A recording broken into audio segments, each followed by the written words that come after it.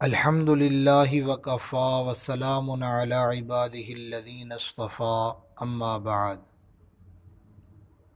بسم اللہ الرحمن الرحیم عن ابی بن کعب رضی اللہ تعالی عنہ قال قال رسول اللہ صلی اللہ علیہ وسلم یا ابا المنذر اتدری ای آیت من کتاب اللہ تعالی معک اعظم قلت اللہ ورسولہ اعلم الی آخرہ۔ حضرت ابی بن کعب رضی اللہ تعالیٰ عنہ سے روایت ہے، وہ فرماتے ہیں کہ رسول اللہ صلی اللہ علیہ وسلم نے مجھ سے ارشاد فرمایا کہ اے ابو المنذر، یہ حضرت ابی بن کعب رضی اللہ تعالیٰ عنہ کی کنیت تھی، اور عرب میں کنیت سے لوگوں کو پکارا جاتا تھا۔ آپ صلی اللہ علیہ وسلم نے ان سے فرمایا اتدری ای آیت من کتاب اللہ تعالی معک اعظم، کہ تم جانتے ہو اللہ کی کتاب میں کون سی آیت تمہارے نزدیک عظیم آیت ہے، بڑی آیت ہے؟ تو حضرت ابی بن کعب رضی اللہ عنہ کہتے ہیں میں نے کہا اللہ و رسولہ عالم، اللہ اور اس کا رسول ہی زیادہ جانتے ہیں۔ آپ صلی اللہ علیہ وسلم نے پھر فرمایا یا ابا المنذر اتدری ای آیت من کتاب اللہ تعالی معک اعظم، کہ کیا تم جانتے ہو کون سی آیت اللہ کی کتاب کی تمہارے نزدیک بڑی ہے، عظیم ہے؟ تو حضرت ابی بن کعب رضی اللہ تعالیٰ عنہ فرماتے ہیں کہ پھر میں نے عرض کیا اللہ لا الہ الا هو الحی القیوم، یعنی آیت الکرسی، یہ میں نے پڑھی، یعنی بتایا کہ آیت الکرسی ہے۔ آپ صلی اللہ علیہ وسلم نے حدیث میں الفاظ ہیں فضرب فی صدری، حضرت ابی بن کعب فرماتے ہیں آپ نے میرے سینے پہ ہاتھ مارا اور فرمایا کہ اے ابو المنذر، تمہیں تمہارا علم یعنی مبارک ہو، کہ انہوں نے گویا کہ صحیح جواب دیا۔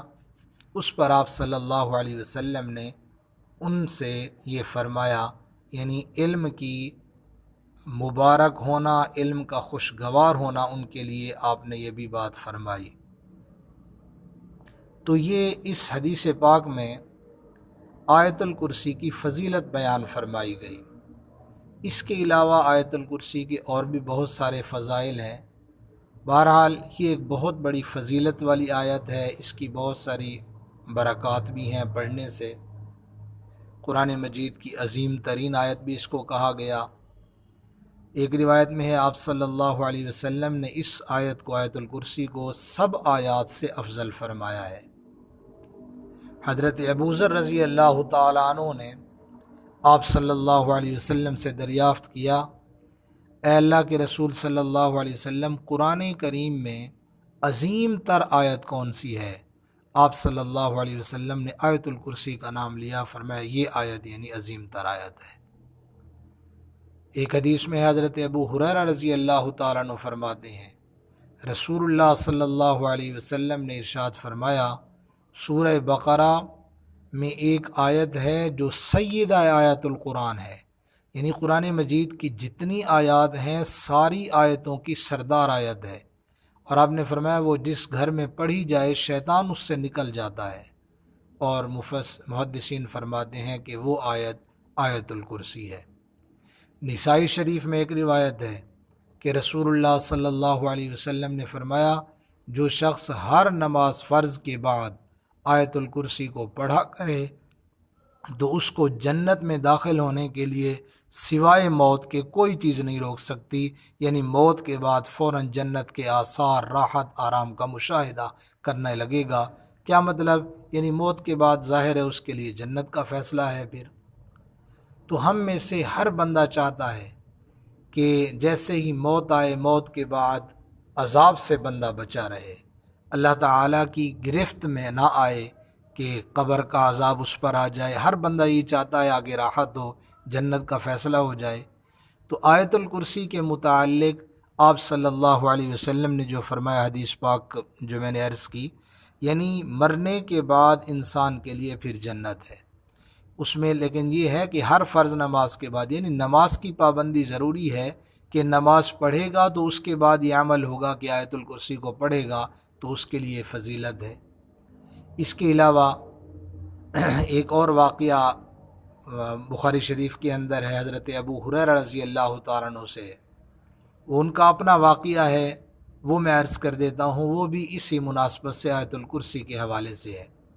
حضرت ابو ہریرہ رضی اللہ تعالیٰ عنہ فرماتے ہیں، میں اس کا مختصر مفہوم عرض کروں، وہ فرماتے ہیں کہ رسول اللہ صلی اللہ علیہ وسلم نے رمضان کی زکوٰۃ، اب رمضان کی زکوٰۃ یعنی محدثین فرماتے ہیں صدقہ فطر، اس کو جمع کرنے کی نگہبانی کرنے کے لیے آپ صلی اللہ علیہ وسلم نے مجھے حکم فرمایا تھا، تو میں وہ خیال کرتا اور پھر ان کو جمع جب وہ ہو جاتا تھا فقراء کے اندر پھر تقسیم بھی کیا جاتا، تو میں اس کی نگہبانی کرتا تھا، حفاظت کرتا تھا۔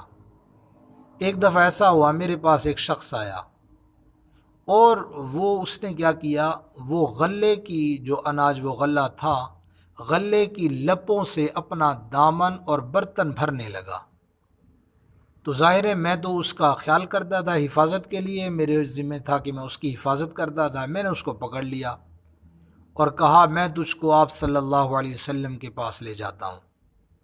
تو اس نے کہا، وہ جو شخص آیا تھا، کہ میں محتاج ہوں، میرے ذمے عیالداری کا نفقہ خرچہ بھی ہے، تو مجھ کو سخت ضرورت ہے، محتاج ہوں، قرض وغیرہ بھی ہے، تو یعنی مجھے چھوڑ دو۔ حضرت ابو ہریرہ رضی اللہ عنہ نے کہا، تو جب اس نے یہ باتیں کی میں نے اس کو چھوڑ دیا۔ پھر میں نے صبح ہوئی تو آپ صلی اللہ علیہ وسلم نے آپ صلی اللہ علیہ وسلم کی خدمت میں آیا، آپ صلی اللہ علیہ وسلم نے ارشاد فرمایا کہ اور غیب کی خبر سنائی کہ اے ابو ہریرہ، تیرے قیدی نے جو رات کل گزری اس نے کیا کہا؟ تو میں نے کہا اللہ کے رسول صلی اللہ علیہ وسلم، اس نے تو بڑی سخت حاجت ضرورت پیش کی اور اس نے عیالداری کی بھی شکایت کی۔ اس نے جب اس طرح باتیں کی تو مجھے تو اس پر رحم آ گیا، میں نے اس کو چھوڑ دیا۔ آپ صلی اللہ علیہ وسلم نے ارشاد فرمایا، خبردار، اس نے اپنی حاجت ظاہر کرنے میں تجھ سے جھوٹ بولا، وہ پھر آئے گا۔ حضرت ابو ہریرہ رضی اللہ عنہ فرماتے ہیں، مجھے آپ صلی اللہ علیہ وسلم کے اس فرمانے کی وجہ سے کہ وہ پھر آئے گا، مجھے تو یقین ہو گیا اس نے آنا ہے۔ خیر، پھر وہ آیا اور وہی عادت جیسے اس نے پہلے کیا، غلے کی لپیں بھرنے لگا۔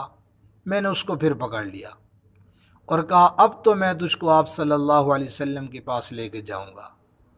اس نے کہا مجھے چھوڑ دو، میں محتاج ہوں، میرے ذمے کنبے کا نفقہ بھی ہے، میں پھر نہیں آؤں گا۔ اس نے اس طرح منتیں وغیرہ کی۔ حضرت ابو ہریرہ رضی اللہ عنہ فرماتے ہیں، پھر میں نے اس پہ رحم کیا، اس کو چھوڑ دیا۔ پھر صبح ہوئی، آپ صلی اللہ علیہ وسلم نے پوچھا تیرے قیدی کا کیا بنا؟ میں نے عرض کیا اللہ کے رسول صلی اللہ علیہ وسلم، اس نے سخت حاجت کی، عیالداری کی شکایت بھی کی، یعنی ظاہر ہے اس نے منتیں وغیرہ کی، تو میں نے رحم کھا کر اس کی راہ چھوڑ دی، یعنی پھر میں نے اس کو چھوڑ دیا۔ تو آپ صلی اللہ علیہ وسلم نے پھر فرمایا خبردار، اس نے تجھ سے جھوٹ بولا، یہ بات کہ میں پھر نہیں آؤں گا، آپ نے فرمایا وہ پھر آئے گا۔ پھر میں اس کا انتظار کرتا رہا کہ آپ نے تو فرما دیا اب تیسری بار پھر اس نے آنا ہے۔ وہ پھر آیا تیسری مرتبہ اور وہی عادت، غلے سے لپیں لینے لگا۔ تو میں نے پھر اس کو پکڑ لیا اور میں نے کہا اب تو میں تجھ کو نبی علیہ السلام کے پاس ضرور لے کے جاؤں گا، اور 3 مرتبہ اخیر ہے اور تو کہتا ہے کہ میں نہیں آؤں گا، پھر آ جاتا ہے۔ تو اس نے کہا مجھے چھوڑ دیجئے، میں آپ کو ایسے کلمات سکھاؤں گا کہ اللہ تم کو ان کی وجہ سے نفع دے گا، فائدہ ہوگا۔ میں تمہیں ایسے کلمات بتاتا ہوں، جس وقت تم سونے کے لیے جاؤ، حضرت ابو ہریرہ رضی اللہ عنہ سے اس نے کہا جب تم سونے کے لیے جاؤ نا تو آیت الکرسی پڑھو، اللہ لا الہ الا هو الحی القیوم، اس آیت کو پڑھا کرو، یہاں تک کہ اس نے وہو العلی العظیم، حدیث میں ہے کہ پوری یعنی آیت الکرسی اس نے ختم آخر تک پڑھی۔ پس تحقیق اللہ تعالیٰ کی طرف سے تم پر ہمیشہ نگہبان مقرر رہے گا اور صبح ہونے تک کوئی شیطان بھی، چاہے وہ انسانوں میں سے ہو، جنات میں سے ہو، دنیاوی اذیت دینے کے لیے ہو، تمہارے نزدیک کوئی بھی نہیں آئے گا۔ تو اس نے نا یہ باتیں مجھے کہی، اور آیت الکرسی بھی اس نے کہا اس کو پڑھا کرو۔ تو میں نے یہ سن کر خیر اس کو چھوڑ دیا۔ پھر میں صبح ہوئی، آپ صلی اللہ علیہ وسلم نے مجھے ارشاد فرمایا کہ تیرے قیدی کا کیا ہوا؟ میں نے عرض کیا کہ قیدی نے کہا کہ میں تمہیں ایسے کلمات سکھلاؤں گا جو تجھے نفع دیں گے۔ آپ صلی اللہ علیہ وسلم نے ارشاد فرمایا کہ خبردار، اس نے سچ کہا، یعنی وہ جو کلمات اس نے سکھائے آیت الکرسی کے بارے میں اس نے بتایا، تو آپ نے فرمایا اس نے سچ کہا، یعنی اس سکھانے میں اس نے سچ کہا، اور وہ جو اور باتیں اس کی تھی اس میں وہ جھوٹا ہے۔ اور آپ صلی اللہ علیہ وسلم نے حضرت ابو ہریرہ رضی اللہ عنہ سے فرمایا تو جانتا ہے تو کس سے خطاب کرتا رہا، یعنی وہ کون تھا جو تیرے پاس آتا تھا؟ میں نے کہا مجھے تو پتہ نہیں وہ کون تھا۔ آپ صلی اللہ علیہ وسلم نے فرمایا یہ شیطان تھا جو صدقات کو ناقص کرنے کے لیے آیا کرتا تھا۔ تو بہرحال اس حدیث پاک میں بھی دیکھیں حضرت ابو ہریرہ رضی اللہ عنہ کو واقعہ کہ میں غلے کی نگہبانی کرتا تھا، حفاظت کرتا تھا، بار بار وہی آنے والا شیطان تھا۔ تو اس نے بعد میں آخر میں یہی کہا اس کو پڑھ لیا کرو تو حفاظت ہوگی۔ آپ صلی اللہ علیہ وسلم نے بھی فرمایا کہ اس نے یہ بات سچی کہی، یعنی آیت الکرسی کے متعلق، کہ اس کے پڑھنے سے حفاظت ہوتی ہے۔ بہرحال قرآن مجید کی ایک عظیم تر آیت ہے، بہت فضیلت والی آیت ہے، تقریباً مسلمانوں کو یاد بھی ہوتی ہے۔ اللہ تعالی ہمیں اس کے پڑھنے کی توفیق عطا فرمائے۔ اللہ تعالی جو کچھ کہا گیا سنا گیا ان باتوں پہ صحیح معنی میں عمل کی اللہ تعالی توفیق بخشیں۔ جو غلطی کوتاہی ہوئی اللہ تعالی معاف فرمائیں، درگزر فرمائیں۔ وآخر دعوانا ان الحمد للہ رب العالمین۔